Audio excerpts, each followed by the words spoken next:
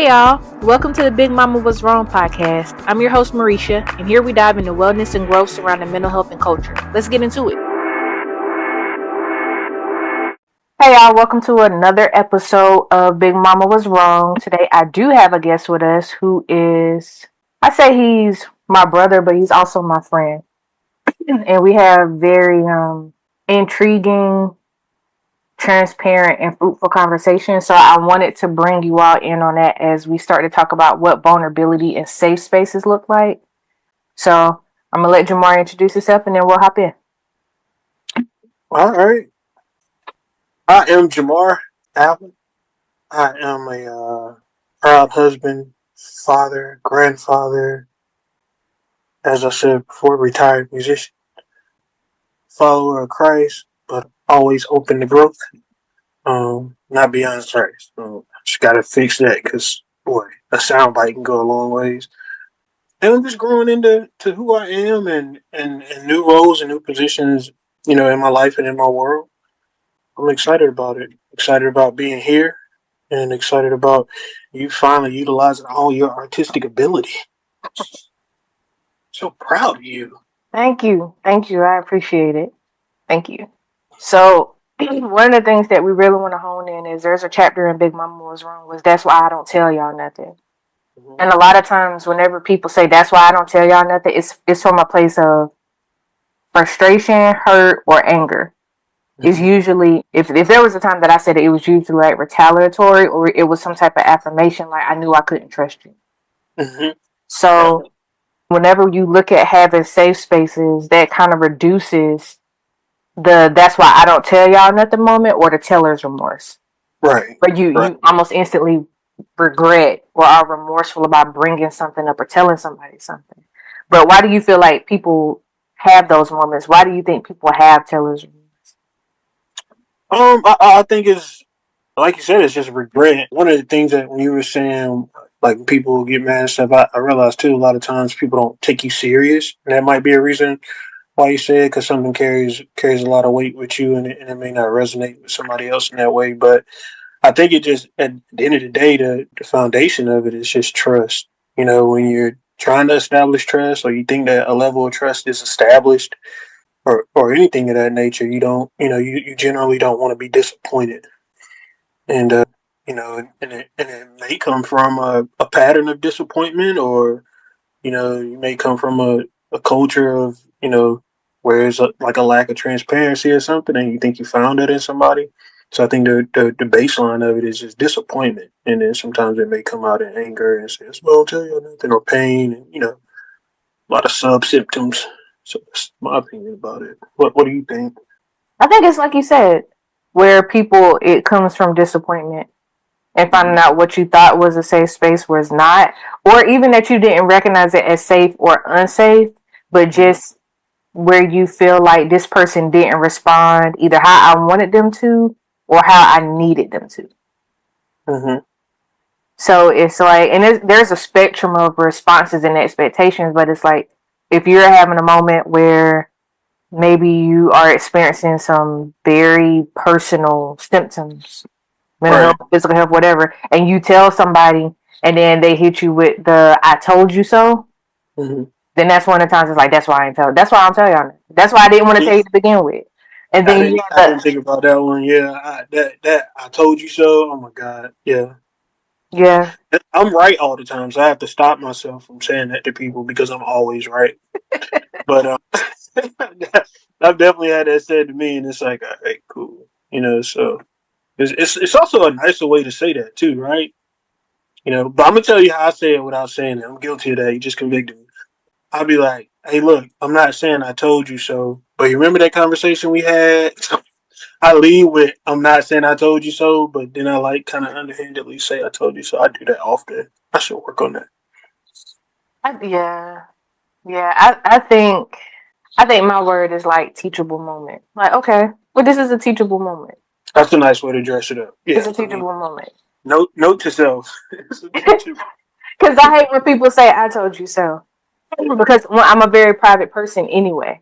So if I'm telling you something that is like special or precious or private or whatever, if I'm trusting you with it and then you come back and make me feel, I won't say make me feel, I'll be responsible for my own emotions. But then someone says something or responds in a way that I feel offended, attacked, Yep.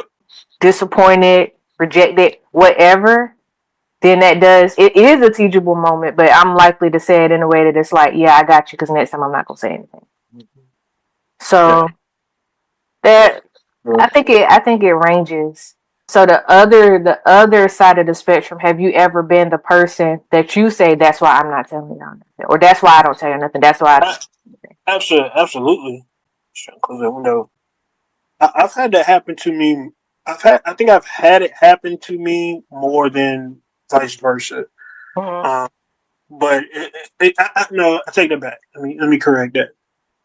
I don't think it's happened consistently, but when it has happened, it's been really, really big for me, and it just kind of left residue for a long period of time. To the point now where you said something that was really important earlier. Said you're responsible for your own feelings. Now I'm at a place to where I can say things. I've measured how much I can say to people and what I'm comfortable getting out if it ever gets out, because you never know. You know what I'm saying? Some people might tell their wife. Some people might tell their husband. You know what I'm saying? But even if it goes past you, you know what I'm saying, there's still a level of disappointment. So yeah, I've definitely I've definitely experienced it a lot within my family.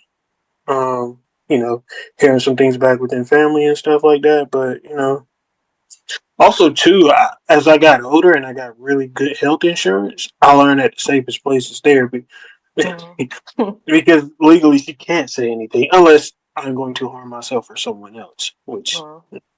but yeah. But what do you think? What do you think the nature of people repeating what we would consider secrets or intimate, parts of our life? What do you think like the primary cause of that is? I think that's an array too. But the first thing that comes to my mind is like misery, Mm, where like I told you something and now you feel like you got to let somebody else know something mm, about me to make yourself feel better. yeah. So I think it's that, and then I think part of it is pride, where people feel like they may have one up on knowing something that someone else doesn't know. That's yeah, yeah. Not to cut you off, but I was trying to think it was like the word of trying to be the first to say something like that. Mm-hmm. It was a word you used before, but I can't remember what it was because I was going to use it again and act like I knew it all along, but I can't remember. I don't even know what the word was, but I It think was a people good one just, though. I gotta go back and watch it so I so can use it next time. I don't know. I think people like, it's different. And you know what? Sometimes I think people slip up because I've Have you seen ever have you ever slipped up? slip up and told somebody's personal business. Mm-hmm. Mm-hmm. Or slipped up and told somebody business, and then you heard it again and was like, "Oh, you weren't supposed to say that." Yes, it was that. It was that. It was that when I was in college. Mm-hmm. Can't Somebody was explain. yeah, somebody was online and I was like so proud of them. So I told a family member.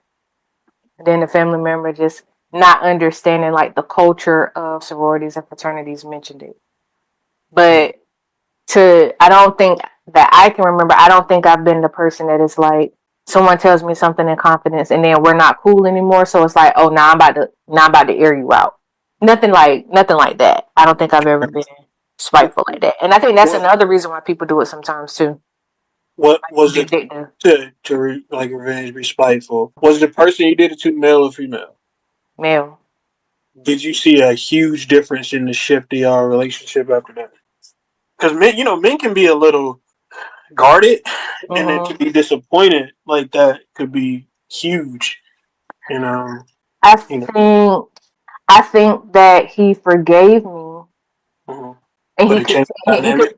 no, he continued to. So at that time, we weren't in a relationship. We still entered the relationship. He was still vulnerable. He still told me things about himself, but there were other things that was like, it's kind of like when you cut up and your mama give you another chance, and then she like, okay, I'm not playing with you. Like Grace, I'm grace wins every time. yeah, that was what it was like. Okay, Marisha, I'm telling you this, I'm for real. But I think the trust was, for the most part, I think the trust was still there.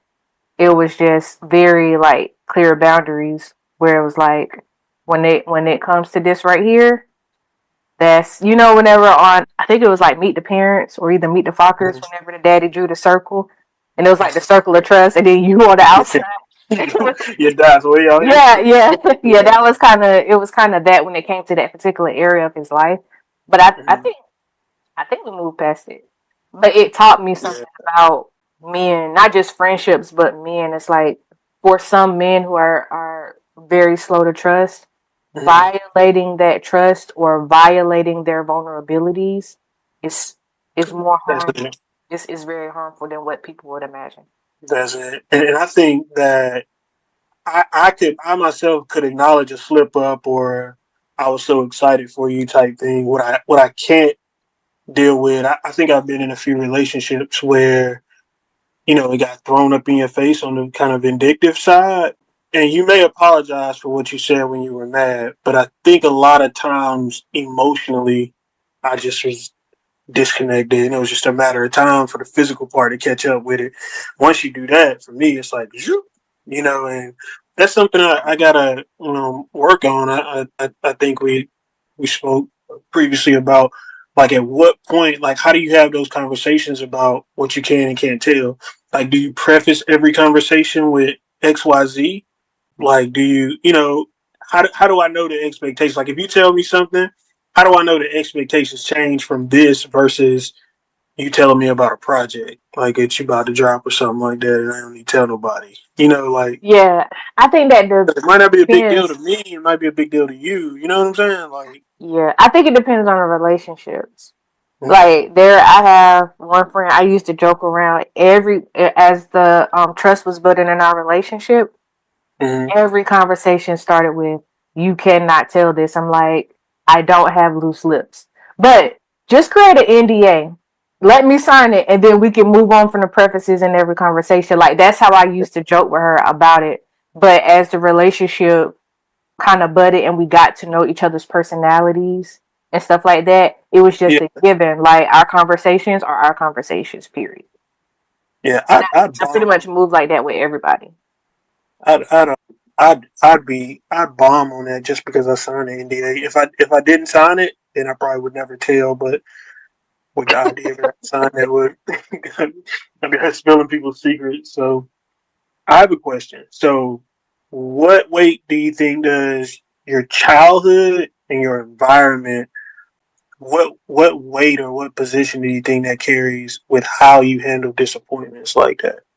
I think it has I think your childhood may have some degree, depending on how much you changed from what was instilled in you, basis what you experienced. So, like in my childhood, I grew up in what people refer to as a traditional home. I grew up with both my parents. I had a brother and a sister. My parents were Marissa's believers. parents had a real good marriage. I'm They sorry. did. And they and it was a Christian home. Yeah, So the values was always like treat people how you want to be treated. yeah, Like one thing my parents did not do, like if they even had a whiff of us gossiping, oh no, they didn't play that. yeah. Because it was just like you don't do that. So Mhm, gossiping now for me is still like, yeah, I'm not a gossiper. So that's mhm, one of the things from childhood. But then the other part of it is just growing outside of their home and becoming the woman that I've become, and my own experiences, my own environments have kind of crafted, and becoming a therapist have kind of mhm. crafted why people's private information should just be private unless they want to tell it. Because What do you recommend?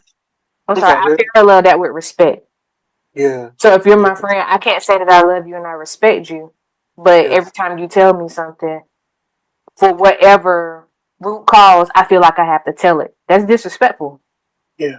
What tips would you have for somebody trying to break away from the lineage of these certain things, right? Because a lot of times I've like hung out with people and then go, man, they do something, and then when you meet their family or you meet whatever, you go, Hmm. Yeah. okay. this is where it comes from. And it's like, I know you're a genuine person, but it's like, how do I break away from, I don't want to say family generational curses, because that's been kind of overused so much, but generational habits. Like, what do you recommend somebody who's trying to? Well, let's say I'm listening to this podcast right now, and my friend just called me out and told me I was messy, just like my mama. Right. So how do I? How do what exercises, like emotional or character exercises, do you recommend for somebody to do to separate themselves? If you have the type of relationship, so the first one that comes to mind is assessment. Mm-hmm. Yep. Like, I just called my best friend yesterday and was like, "Hey, what's my toxic trait?" And we Sheesh. and we legit like processed it. So I think sometimes having a soundboard. So if someone comes to you and say you messy just like your mama, not taking it offensively, because you may be offended, but take a minute, calm down. Go back to that same friend and be like, "Hey, can we unpack what you said? Like, can we unpack what you meant whenever you were saying I'm messy just like my mama?" And then if the person is willing and they're able to point out, well, this is what I'm saying, for me, because of how I process things, I'll be like, can you give an example of when I did that? And, just like a real genuine conversation. And if Yeah. they point it out, then you begin to introspect and be more attentive to yourself and more intentional about how you Yeah. handle things. Yeah. That's dope, because I know I've always found a comical way to say serious things, like I ain't gonna say who this is, but every time they start doing something, they said, "Hey, let me know if I start doing it." Like point out, because I'm a real time person. I'm not disrespectful, but if Mm-hmm. you're doing something, I'll say, "Excuse me. Remember when we talked about so and so and so? This you just did it. I just want to let you know in real time, so I don't have to have like a list of hey, Mm-hmm. January 3rd." But I'll be like, "Hey, Danielle, calm down," and then it's like, I'm acting like my mom again. Like, and it's like, yeah, like, calm down, Danielle. Like, and it's like, but I thank God for a few really, really mature relationships to where we can grow together in those areas, and I can be corrected, and they can't. And I think I spoke with you about it. I had a very disappointing situation with a close friend, man, and it was over a dog. It was so, and you know, it just, he said some things, and I heard some things that came back, and I'm like, that 15, 20 years, and you said some things like, and it was in the same vein that you were talking about. You said some things so you would look cool in front of people. You know what I'm saying? People that don't even really, ain't gonna know who you are tomorrow. And that was extremely disappointing, and I forgave him, but I also I I had no intentions of going back to that relationship being like, the depths that it was. So what does like, let's say I made that mistake, and I have plenty of times. I'll never admit it because I'm always right. But what does getting that trust back from a therapeutic standpoint of view? What does it look like, me trying to gain that trust back? If I fumble. I think that's case by case, because some people are more forgiving than others. Mm-hmm. In some instances, your name is all you have. Your Yep. word, like my daddy is good for saying, like, your word is all you have, right? That's And so building reputations can be tricky based on who you're dealing with, because our lives are made up of shared experiences. So for mm, some people who have found it very difficult to trust to begin with, and you violate that trust, then there is no coming back for that. yeah, Then you may have someone else that there's coming back from it, but now I got to feed you with a long handled spoon, because I can't trust you to the degree that I thought I would before. And then you yeah, may have some people that are like, okay, I got you, but don't yeah, do it again and let's move forward. yeah. So if we do it again, this is looking habitual, and we got a character problem, and now, you know. Mhm. So yeah, I understand that. I understand that. You think it's worse to be the one who betrays the trust, or the one who got the trust betrayed, or is that case by case? I think I'm Come laughing on, because give us a universal answer. no, I'm laughing because it's like that's like asking, would you rather be the abuser or the abused? It's like, Jamar, both of those are not the best situations to be in. So I think But in my emotional immaturity, I'm gonna say, do not think that you doing the betraying hurt worse than how you hurt me. No. I think that's true. Okay, so if I'm looking at it, I'm gonna say it may be worse to be the betrayer Mm-hmm. than to be betrayed. Mm-hmm. Because from where I am personally, I can Mm-hmm. heal. I'm in a space now where I can forgive people and move forward.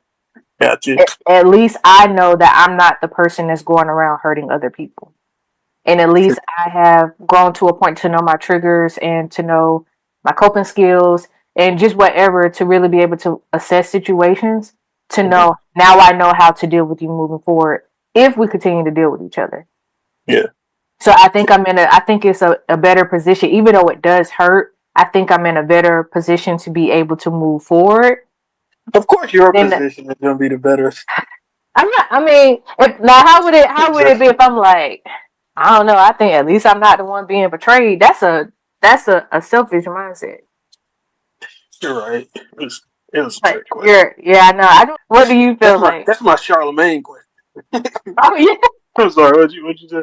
What do you feel? Do you feel that it's applicable? Like, do you think it swings either way? If you had to choose right now to be betrayed or the betrayer, which one would you choose? I think it comes down to character. I think if it's a character issue, if I'm consistently doing that, I think that's the worst place to be in.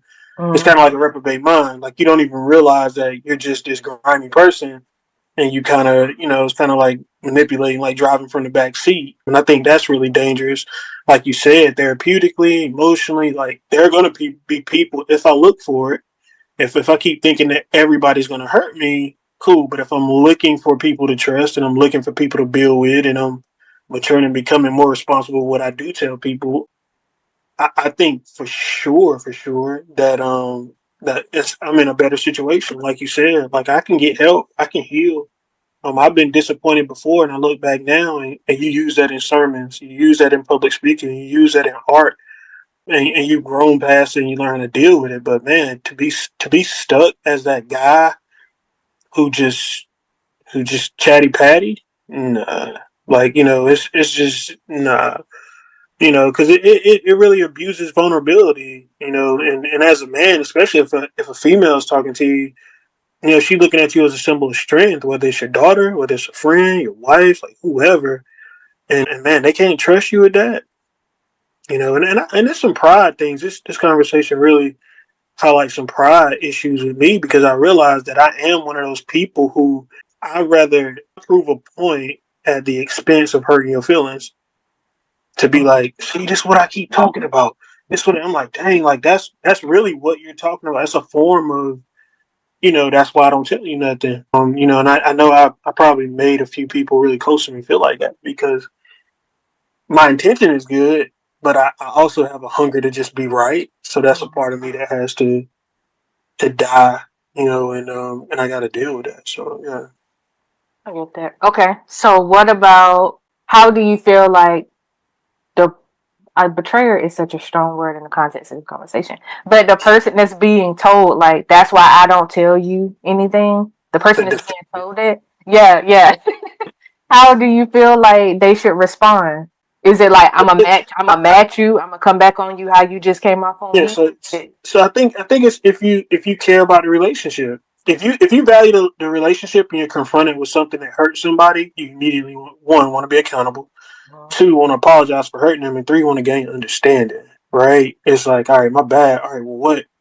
Why did it hurt so bad? So it's all right, my bad. You fix it. I think you fix it. But if you don't care nothing about a relationship, you probably don't deserve the person that told you something anyway. So let them go. Mm, But I think it's just accountability, apologizing, and then gaining some level of understanding so it doesn't happen again. And if it's a fruitful and productive conversation, then I think like boom, all right, I'll tell you this other stuff I've been holding that. Okay, my bad. Like I've done that, and it takes a lot to do that, especially if you also gotta allow people to be hurt too. That's what I'm learning. I rush people's process so fast. I'll be mhm, like, let's talk about it now. It's like, mhm. I'm one of them. I'm one of them people. But I think it's really important to just be accountable and try and fix it, and then also allow people to be mad for a couple of days if they want to be mad, but let them know you're present and you value their relationship. So yeah. So, what about whenever a person has said that, like they've already made it, that's why I don't tell you anything? Mhm. How important do you feel like it is to get back in there? Because as a therapist, I'm thinking if someone was telling me about some serious symptoms that they had, right? And then Mhm. I didn't respond appropriately, Mhm. I would want, it would be very concerning to me if they felt like they had additional symptoms or something even worse was going on and they couldn't come back or didn't feel comfortable or didn't want to, so that I could help them secure the help that was needed. You know what I'm saying? Yeah. Yeah. Versus like a high school crush. And I'm not saying if it's your high school crush, then yeah, that's important. But I'm just saying versus Yeah. something that is not life or death. Yeah, I think it's important because I think it is. I think it is life or death because it's relational life or death. Like what you do to somebody is, kind of, anticipates how they move with other people. You don't want to be responsible for nobody not wanting to talk. And then also too, I've been in situations where I have been adamant about like I'm sorry, I'm sorry, I'm sorry, and they just had their mind made up that that was just it, and it wasn't nothing else I could do. Like I Mm-hmm. knew I had did my part. I made a mistake. All right.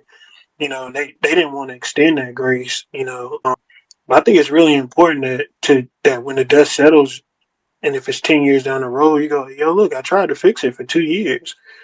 I tried to repair it in a way that you felt like it would be repaired, and if they don't want it, they don't want it. Ain't nothing you can do about it. But I think it's vital to at least try.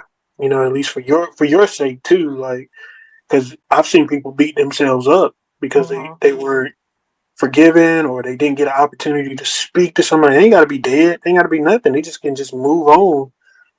But I've seen a lot of situations where people just carry that for a while. So Okay. So how do you? Because you have a really good judge of character. mhm. How do you, or even how would you suggest people who found that they are in a cycle of that's why I don't tell you anything, whether it's one person or other people, it's like, dang, you can't trust anybody. How would you suggest someone go about determining who's a safe space? I think it's two ways to do that, right? I think for one, you find somebody who legally can't say anything, right? Who don't got a dog in the fight. That even if they told their spouse or their best friend or talked about you at a cookout, you never hear it again, which 9 times out of 10 be a therapist, right? Uh-huh. But I think two, adjusting your expectations is the most important part, right? So you got to understand that it's not, it can hurt, but it's not the end of the world. But as far as building that up, I think the best way is to throw some little things out there. You know what I'm saying? Like, but you also can, if you spend enough time with somebody, if they coming back and telling you stuff and you think you special, oh, he ain't told nobody this. They telling your stuff too. You know Yeah. what I'm saying? And it's one thing to be like, yeah, I got so and so, man. He's told me some stuff I never tell nobody. You honor that, but you Uh-huh. don't tell me the stuff, and then still, and I can't trust you. If you gossiping to me, you gossiping about me. So that would be the main thing. You watch their character moves, and then it's still a roll of the dice because people are human. I had an episode where I took some medicine for my health, but it affected my mental health. Uh-huh. So it triggered like manic episodes. So I wasn't myself, but I still had to deal with the residue from what happened during those couple weeks before we figured out what was going on. So I don't think I told nobody's business, but I definitely violated some trust, and my people stuck by me, and I'm grateful for that. But as far as building that, you got to check some things out. You know what I'm saying, and you know, and see.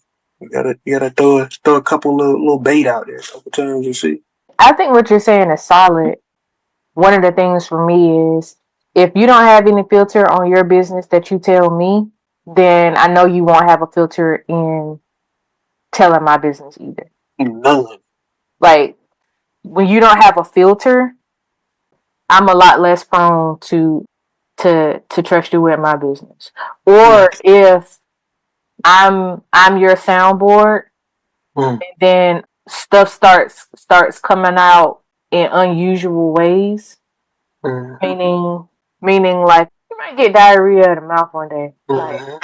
since I told you that, then I might as well just go ahead and tell you the whole Might as thing. well Like just no, you could we'll have be good. salvaged. Yeah, you could have salvaged the rest of it. Like you didn't have to tell. Then that's a red flag too. Yeah, I agree with that.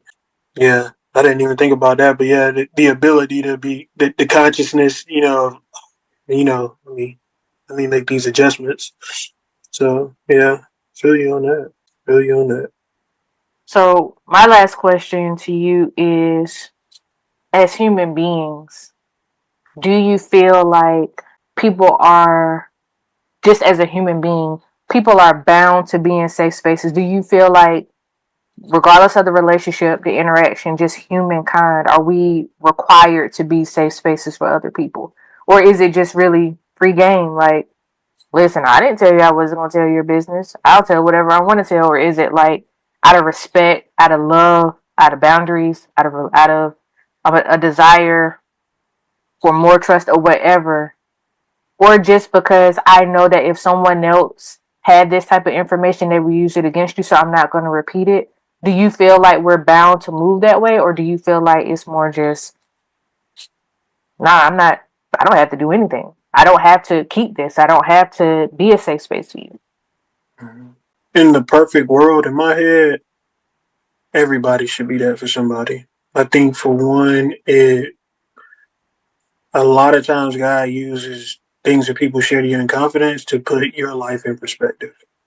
Mm. Because there's some things that people told me, and I've been like, yo, I've been complaining all day. I've been calling this dude, talking about, I did not know that. You know what I'm Mm. saying? And a lot of times, God is using things to be like, ooh, you know what I'm saying? Like, but I also think too, just the trust of humanity.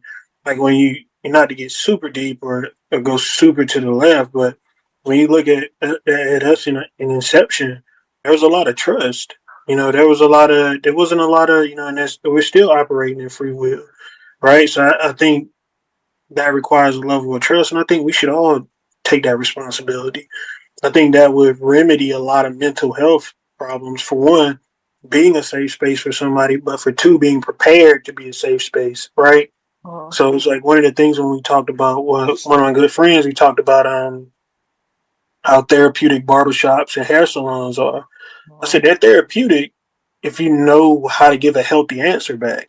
I said if not, I've been in some men's groups where it just became a yacht club where we just come in there and talk about past stuff, but nobody gives any solutions. You know what Mm. I'm saying? And nobody's giving any positive feedback for me to take away and apply to these things. So I think it would be great if everybody played that role with somebody. You don't have to do it everybody, but I think if everybody has somebody and we took that and we understood how valuable it is for somebody to be able to call you and scream or vent or curse or or just say, hey, I'm just gonna come over here and chill and there's no expectations because when I go home they expect me to carry the world. I just wanna be. You know what I'm saying? So I think I think that would be ideal if everybody could be that to everybody else on some level, and not run from that responsibility. There's been days too, and I'll be quiet because I know I can get a little long winded. But there's been days too where I felt like I couldn't listen. Like I'm like, man, I do not want to hear. You know what I got going on? Mm. And then you realize like, how for a moment you were able to put your stuff on the back burner, and be a safe place for somebody else, and how great that made them feel, and in turn made me feel. And you value those things. So, what you think? My You first think we thought should is that your response is very. I think is the first word is beautiful. Like I think that was very expressed in a very beautiful way. Do I think that people are bound to being decent human beings? No. I don't think they're bound to being like decent human beings by being a safe space for someone else. But I think that they should. I think that we should. Just like you said, I think Yep. we should be able to be a safe space for someone. Yep. Yep. And you never know, because I believe that there'll be times where we'll need safe spaces. Absolutely. So Absolutely. it's like you out here responding to other situations negatively, and then when things come full circle, you you don't understand how things happen the way that they did, but look at the seeds that have been sown. Right. So Right. if for nothing else, sow good seeds for humanity. Jeez.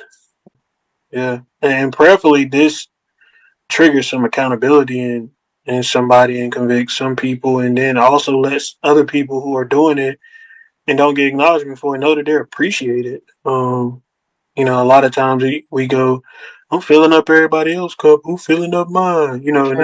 it's been a cry of mine plenty of days, before I, start growing in the area of how to handle that. But, just to say to the people who are safe spaces, who you can go to, like it's a big deal. You literally could be saving a life. So it's a big deal. Very true. Very true. That's dope. I appreciate you joining me on the podcast. Well, I appreciate you inviting me and being a dope friend. Thank you. The feeling Yeah. is mutual. I appreciate you being a dope friend. How can people find you? What is your shameless plug?